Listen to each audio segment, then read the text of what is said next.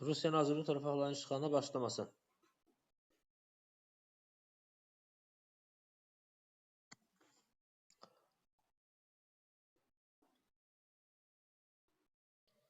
Rusiyanın Azərbaycan torpaqları ilə bağlı planları var, məqsədləri var. Bunlara indi baxmağa çalışırıq. Daha əvvəl Azərbaycan torpaqlarının yürüşlərini demişdik. Hansı hadisə ilə? Piotrun yürüşlərini demişdik. Xatırladırıq 22-23 Peterburq müqaviləsi. Bu ərazilərə yürüşlərini asanlaşdırmışdı. 16-cı əsrdə 1552-56-cı ilə Həştərxan və Qazan xanlıqlarının işğalından sonra Rusiya Xəzər sahillərinə çıxmaq imkanı əldə etdi, çıxdı və Qafqaza doğru yol açılmış oldu. Piotrun dövründə gəldi, uğursuz oldu, tutdu, uğurlu oldu, amma Piotrun ölümündən sonra çıxıb getdilər. 35 Gəncə müqaviləsi ilə. Zubovun dövründə 96-da yenə gəldilər, amma Yekaterinanın ölümü bu işi yarımçıq qoydu.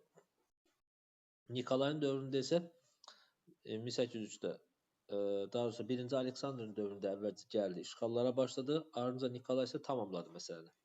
İndi bu dediyimiz məsələni izah etməyə çalışaq ki, burada görək necə olacaqdır. Rusiyanın Azərbaycan torpaqlarının işğalına şərait yaradan amillər nələrdir? Nə vaxt söhbət nə vaxtdan gedir? 19-cu əsrin əvvəllərində. Hansı amillər şərait yaradır ki, Rusiya Azərbaycan torpaqlarını işğal edə bilsin? 1. Azərbaycan parçalanmış vəziyyətdədir. Yəni xanlıqlar arasında münasibətlər gərgindir. Onlar bir-birinə mübarizə aparırlar. Qacarlar dövlətində vəziyyətin yaxşı olmaması. Yəni Ağaməhəmməd Şah Qacarın 97-ci il ölümündən sonra yerinə gələn hakimiyyət onun kimi güclü deyildi. Sonra Yassı müqaviləsindən sonra 1191 Osmanlı dövləti Qafqaza dair olan məsələlərini, düşüncə planlarını həyata keçirə bilmədi. Çünki burada artıq Rusiya mane ola biləcək gücdə deyildi artıq. Eyni zamanda İngiltərə və Fransanın da planları vardı. Onlar istəmirdilər ki, Ruslar möhkəmlənmiş olsun. Bu mövzuda, bu məsələdə Qacarlar vasitəsilə Ruslara təzyiq göstərməyə çalışırlar həmin dövlətlər.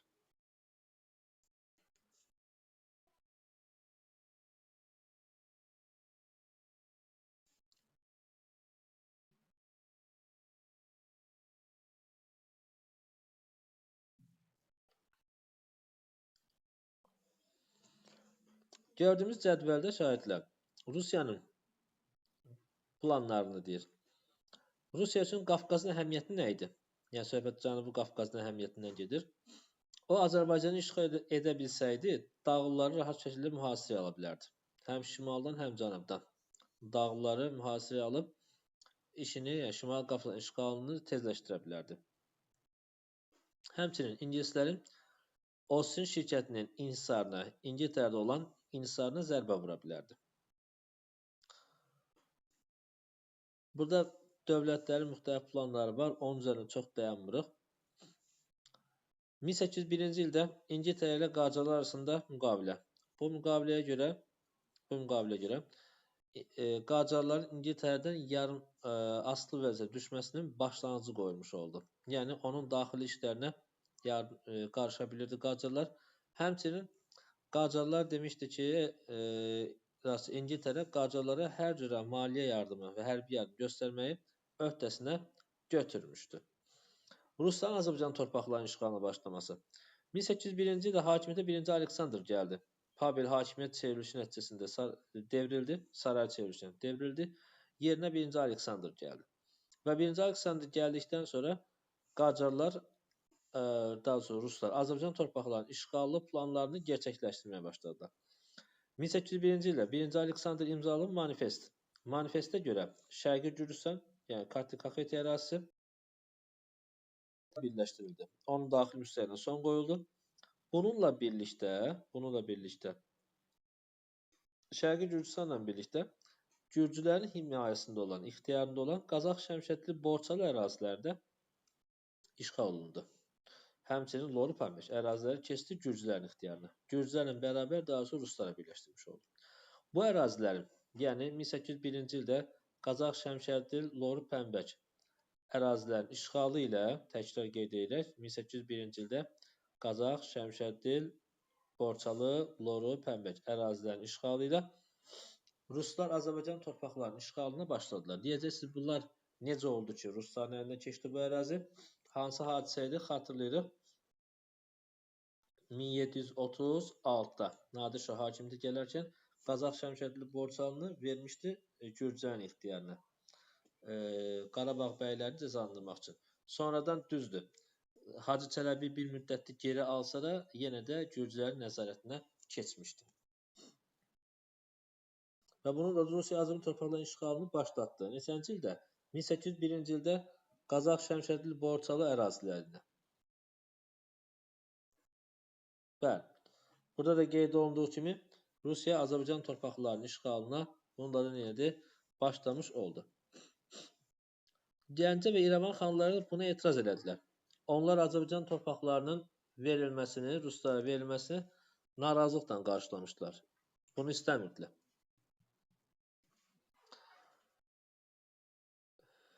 Deməli, Gəncə xanlığı Pənbək doğrusu Şəmşədli ərazisi üçün, İrəvan xanlığı isə Pənbək ərazisinə etirazını bildirmişdi. Ruslar da ona görə həmin xanlıqları xoşlamırdılar. Yəni əlləri fürsət düşən kimi də o xanlıqları müstəqilliklərini ləğv edəcəklər. 1802 Georgiyevsk müqaviləsi. Baxaq bu müqavilənin əhəmiyyəti nədir? Əhəmiyyəti deyərkən mahiyyəti nədir? Rusiya Azərbaycan torpaqlarını işğal etmək planını həyata keçirmək üçün atdığı növbəti addım budur. Və burada özünü işğalçı dövlət kimi göstərmək istəmirdi. Dost kimi göstərməyə çalışırdı. Bu mənada xanlıqlarla danışıqlara başladı və nəticədə Dağıstanın bəzi və Lənkəran xanlıqları ilə müqavilə imzalamağa nail ola bildi. Bu müqavilə Georgiyevsk müqaviləsi adlanırdı. 1802-ci ildə müqavilənin şərtinə görə bu xanlıqlar öz istəklərinə görə Rusiyanın himayəsini qəbul edirdi. Hansı xanlıqlar? Quba və Lənkəran xanlıqları keçirdi Rusiyanın himayəsinə.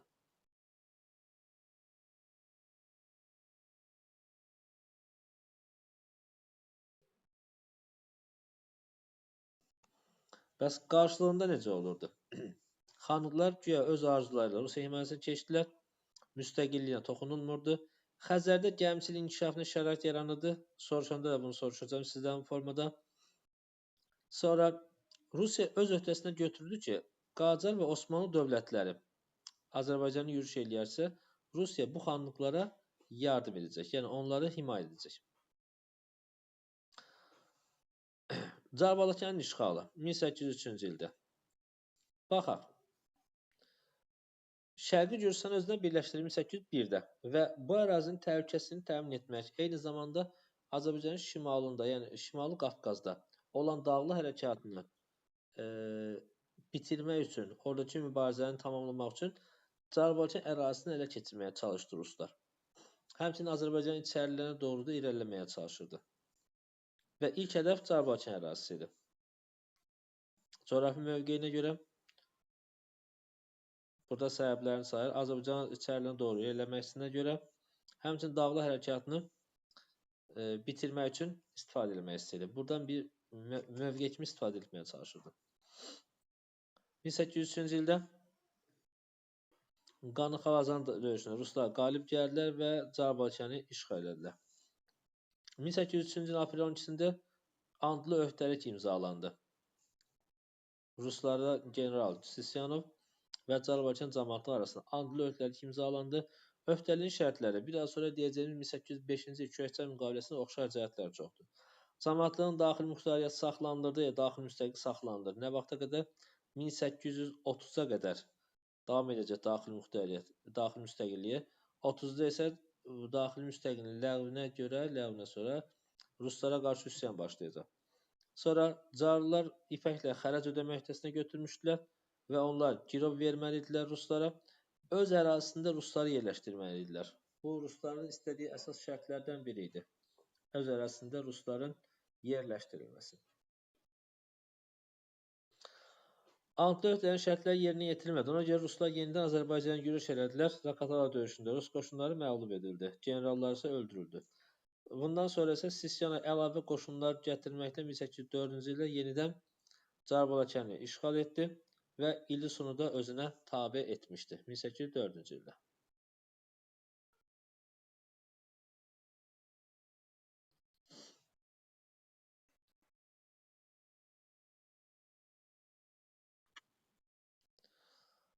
Sonra Gəncə xanlığının işğalı. Dedi ki, şagirdlər, Gəncə xanlığı etiraz eləmişdi Şəmkəndlinin işğalına görə. Buna görə də Gəncə xanı Cavad xanla Sisyanov arasında münasibətlər heç də yaxşı deyildi. Və Sisyanov Gəncə xanına məktub göndərdi. O yüzden qısa olaraq deyirəm, burada baba gördüyünüz bu məsələdə həmin məktublaşma var.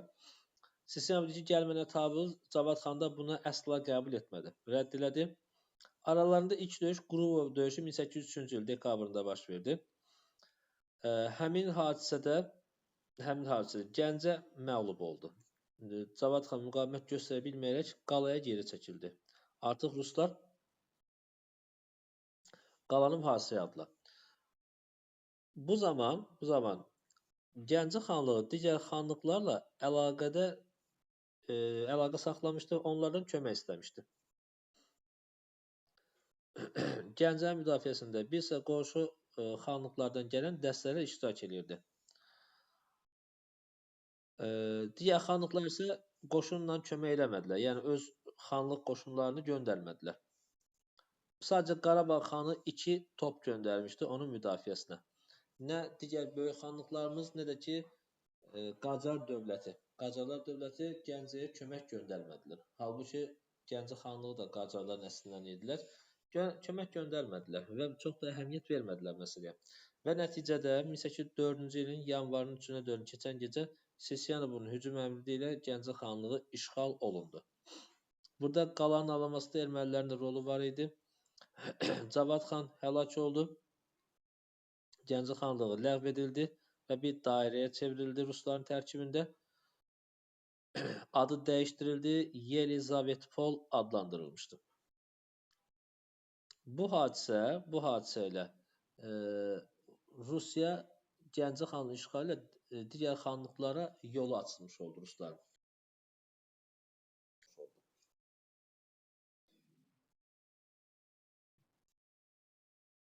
Qacarlar həmçinin Azərbaycanda əsas dayaqlarından birini itirdilər. Və xanlar da bundan sonra Qacarlara münasibətdə tərəddüdə səbəb olmuşdu. Niyə? Çünki Qacar dövlətinin ən böyük müttəfiqi demək olar ki, Gəncə xanlığı idi, onu müdafiə eləmədi. Belə olduqda münasibətlər biraz da gərginləşdi. Yəni 1804-cü ildə Gəncə xanlığının işğalından sonra Fətəli Şah Qacar hökmdarı Fətəli Şah Ruslara ultimatum göndərir və deyir ki, tutduğunuz Azərbaycan torpaqlarını tərk edin, gedin. Yəni 1801-dən etibarən tutduğunuz işğal etdiyiniz Azərbaycan torpaqlarını tərk edin. Yəni təbii ki, Ruslar bundan imtina elədilər. Belə olduqda 1804-cü ilin iyunundan etibarən Ruslarla Qacarlar arasında 1-ci Rus-Qacar müharibəsi 1804-13-cü illər. 1-ci Rus-Qacar müharibəsi başladı. Burada şahidlə bir məsələ vardı. Biraz əvvəl dediyimiz, bax görürsünüz, 1804-cü ilin neçəsindən, iyunundan başladı müharibə. Amma 1804-ün yanvarında Gəncə xanlığı işğal olundu. Gəncə xanlığı il olaraq 1804-13 Rus-Qacar müharibəsi illərinə düşür. Bax, 1804. Amma həmin müharibəyə aid deyil. Gəncə də 1804-dür, müharibənin başlaması da 1804-dür. Aydındırmı? Amma Gəncə xanlığının işğalı Rus-Qacar müharibəsinə aid deyil. Çünki ayrı-ayrı dövrlərdədir. Bu yanvardadır, bu da iyunda başlayacaq. Qacar ordusuna Abbas Mirzə rəhbərlik edir. Şahan Vəliəhd idi. Həmçinin Cənubi Azərbaycan hakimi idi. Bu zaman Ruslar əleyhinə Azərbaycanın müxtəlif ərazilərdə üsyanlar baş verdi. Bu Qacarın işini rahatlaşdırmışdı.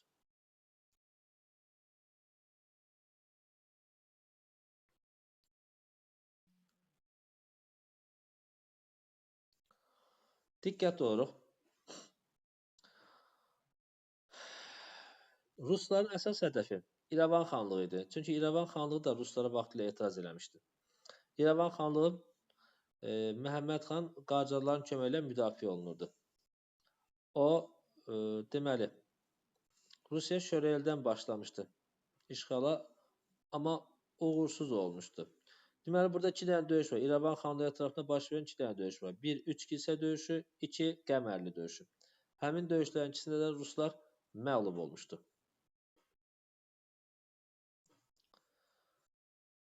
Məğlub oldular, geri qayıtdılar.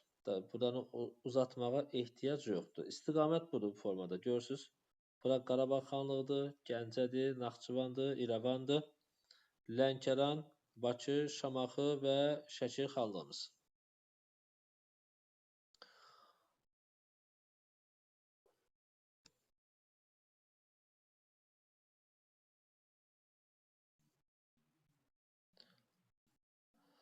İrəvan xanlığı silah gücünü tuta bilməyəndə diplomatik yollarla həll etməyə çalışdı. Yəni onu tabe etməyə çalışdı, amma dəfələrlə müraciət etsə də İrəvan xanlığı bu müraciətə cavab vermədi.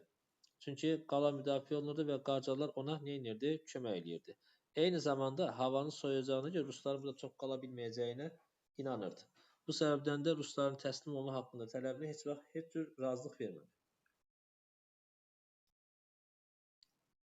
Və nəticədə Rusiya üçün uğursuz oldu İrəvan mühasirəsi və buradan əl çəkdi. Geri qayıtdı. Oradan keçdi növbəti hədəfimiz Qarabağ xanlığıdır. Qarabağ xanlığına İbrahim Xəlil xana məktub göndərir və onu tabe olmağa çağırır. İbrahim Xəlil xan yaxın adamların, bəylərin belə deyim, iştirakı ilə şura çağırdı. Orada yəni məclis çağırdı. O məclisdə Sisyanovun məktubunu ortaya qoydu və belə deyim, fikirlərini aldı. Bəylərin fikirlərini aldı. Fikirlər ümumi olaraq rədd elədilər. Sisyanov təklifini rədd elədilər. Amma İbrahim Xəlil xan isə Sisyanovla görüşməyə razılıq verir. Səbəbi nə idi? Çünki orada bir məsələ var idi. Bir, Qarabağ xanlığı bilirsiniz, separatçı məlikliklər var, 5 xristiyan məlikliyi və onlar rusların köməyindən istifadə etməyə çalışırdı. Ruslar da artıq qapıya gəlib çıxıbdı. Yəni Qarabağ xanlığının yanındadır artıq, qapıdadır. İstəyirdi ki, bu şəkildə separatçı məlikləri zərərsizləşdirsin. İkincisi, Sisyanov məktubda xanlığın daxili müstəqilini saxlayacağına təminat verirdi. Vəd vermiş ki, saxlayacaq. İbrahim Xəlil xan buna inandı. Və ona görə də 1805-ci ilin mayın 14-də Qarabağ xanlığı ilə ruslar arasında müqavilə imzaladılar. Müqavilə Kürəkçay müqaviləsi adlanırdı. Kürəkçay müqaviləsinin şərtləri demək olar ki, and öhdəlikdən oxşardı əksəriyyəti. Deməli, xanlıq əbədi Rusiyanın himayəsindən keçirdi. Xanın əhalisi rusların təbəliyinə qəbul olunurdu. Xan Ruslar çarına sadiq qalmalı idi. Sonra rusların təsdiqi ilə yeni xanlar hakimiyyətə gəlməli idi. Xan hər il xərac göndərməli idi. Eyni zamanda Qarabağ xanın ərazisində Şuşada Rus qarnizonu saxlanmalı idi. Bu da andlı öhdəliklərə biraz əvvəl dediyimiz kimi oxşar olan cümlələr, fikirlərdir. Rus qarnizonu saxlanmalı idi. Aydın oldu. Deməli, xanlıq daxili məsələdə müstəqildir, xarici siyasətdə isə Rusların baş komandaları ilə razılaşmalıdır. Andlı öhdəlik Kürəkçayın oxşar cəhətlərdə oxuyanda bunu görəcəksiniz. Bunu imzaladılar. Eyni şərtli müqaviləni Şəki xanlığı da imzalayacaq. Eyni şərtli müqaviləni 1805-ci ildə 1805-də ya da buradan yazaq 1805-də 21 may Kürəkçay müqaviləsini Şəki plus ruslar imzalamış oldular. Şəki xanı Səlim xan idi. Şəki xanı Səlim xan eyni zamanda İbrahim Xəlil xanla qohum idilər və onun belə deyim İbrahim Xəlil xanın tabe olmasından sonra Səlim xan da bu müqaviləni imzaladı. 1805-ci ildəki əməliyyatlara baxırıq.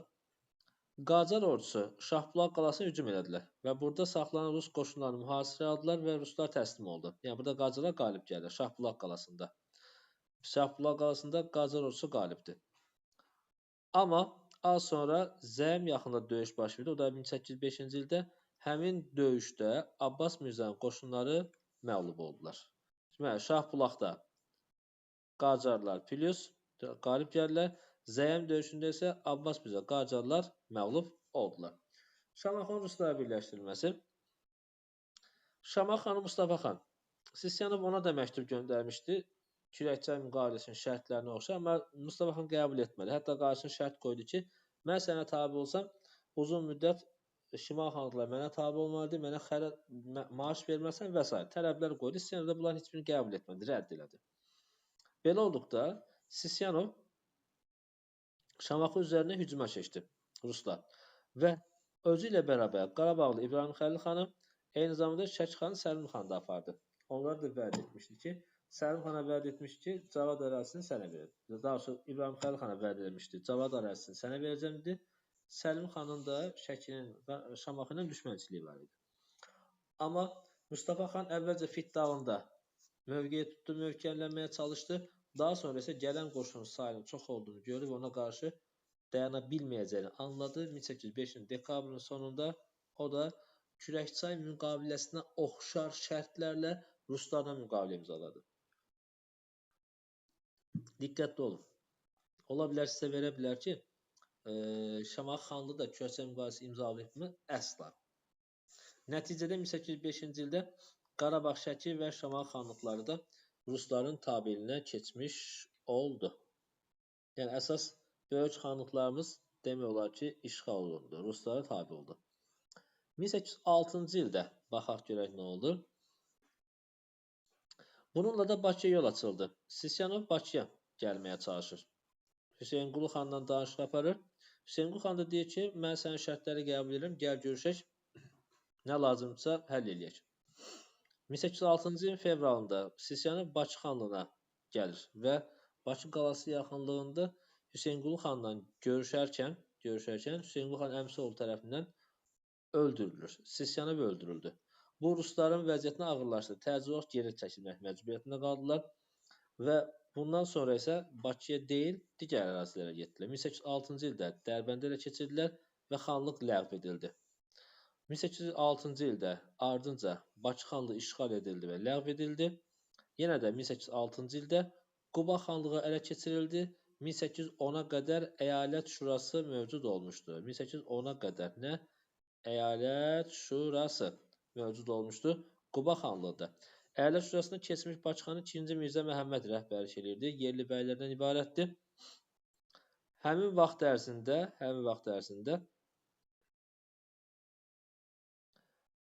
deməli, Şəki xanlığı işğal edildi. Məsələ nədir? Niyə işğal olunur? Bunu da deyək sizə. Deməli, 1806-cı ildə İbrahim Xəlil xan Rusların əmri ilə Xankəndində olarkən, öldürülür. İbrahim Xəlil xan. Buna cavab olaraq Şəki xanı Səlim xan da etiraz elədi və o Ruslara qarşı üsyan elədi. 1806-da Şəkidə Ruslara qarşı nə baş verdi? Üsyan baş verdi. Əvvəlcə Ruslar buradan qovdu, amma Ruslar daha sonra əlavə qüvvə gətirməklə Şəkidə üsyanı yatırtdılar. Neçənci ildə? 1806-cı ildə. Şəkidə üsyan yatırılmış oldu və Şəkidə müvəqqəti idarə yaradılmış oldu. Yadınızda saxlayın, burada ilk dəfə Azərbaycanda müvəqqəti idarə, yəni hələ ki ilk adını çəkilir burada Ruslar dövründə. 1806-cı il Şəkidə müvəqqəti idarə yarandı. Daha sonra digər ərazilərdə deyəcək sizə müvəqqəti idarə. Təbrizdə 1827, Cavabakən 1830-da.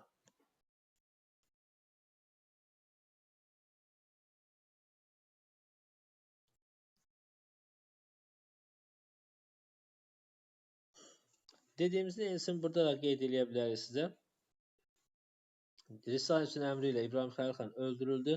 Şəki xanı buna üsyan elədi, etiraz elədi. Az sonra Şəkidə xan hakimiyyətinə son qoyulur. Xanı buradan göndərdilər və müvəqqəti idarə yaranmış oldu. Qubada nə baş verdi? Bəs axı Qubada belə bir şey demişdik. 1806-dan 10-a qədər əyalət şurası mövcud idi. Bəs onda niyə ləğv olundu? Çünki Quba xanı Şeyx Əli xan Ruslara qarşı üsyan başlatdı. Deməli, 1-ci Rus-Qacar müharibəsi dövrü Ruslara qarşı üsyan harda baş verdi? Şəki və Quba ərazisində.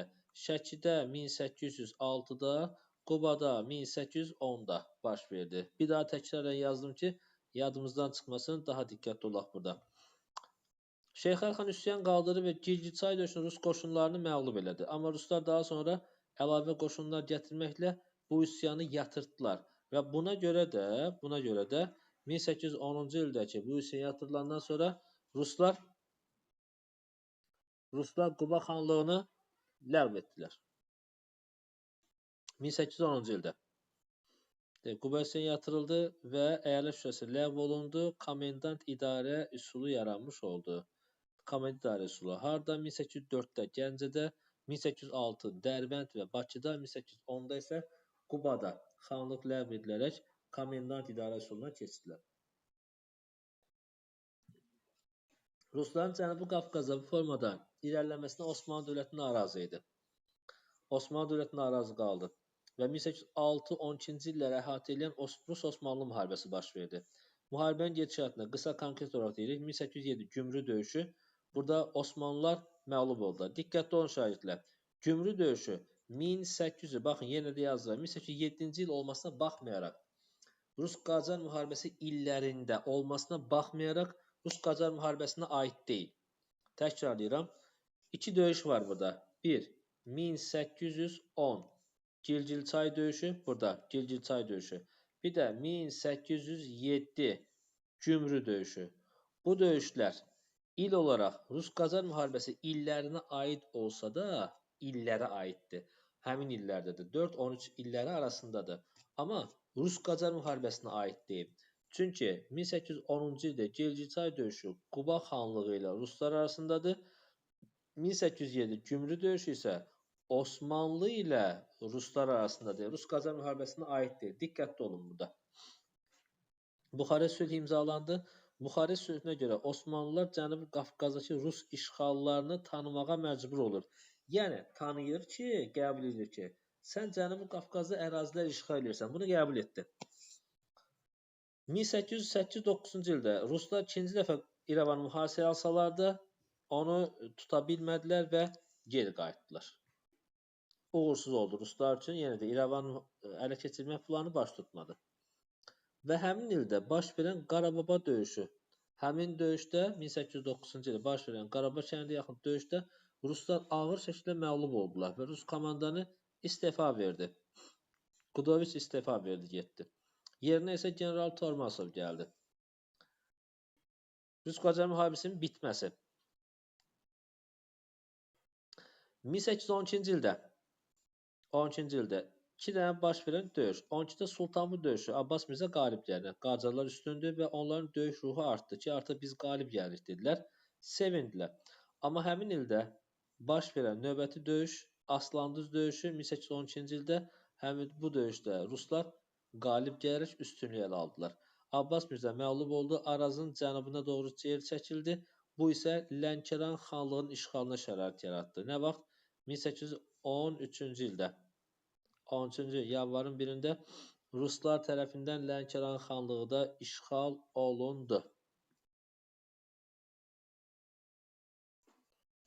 1813-cü yanvarın 1-də Lənkəran xanlığı işğal olundu.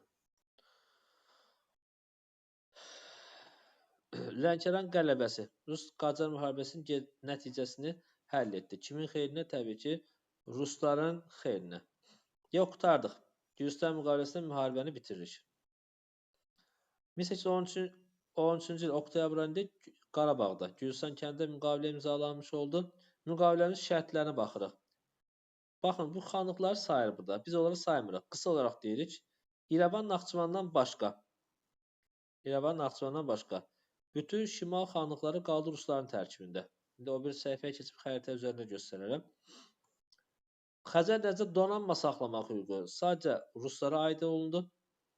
Sonra Rus tacirlərinə gömrüksüz ticarət hüququ verildi və hər iki dövlət bir-birinin arasında diplomatik korpuslar açmalı idilər. Naxçıvan və İrəvandan başqa bütün xanlıqlar hamısı Qacarların tərkibində qaldı. Burada xəritə üzərində göstərim sizə bunu.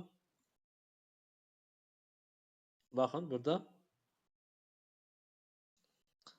Birinci Rus-Qacar müharibəsinin nəticəsində İrəvan və Naxçıvan. Bunlar ikisi qalır Qacarların tərkibində, burada yazıb, Qacar tərkibində qaldı. Geri qalan bütün şimal xanlıqlarımız isə keçdi kimin ixtiyarına? Burada biraz xəritəni çox göstərdim. Əlim getdi. Geri qalan bütün şimal xanlıqlarımız isə Ruslar tərəfindən işğal olunmuş oldu. Aydındırmı? Bu da Birinci Rus-Qacar müharibəsinin sonu Gülüstan müqaviləsi. Mövzumuz bu qədər.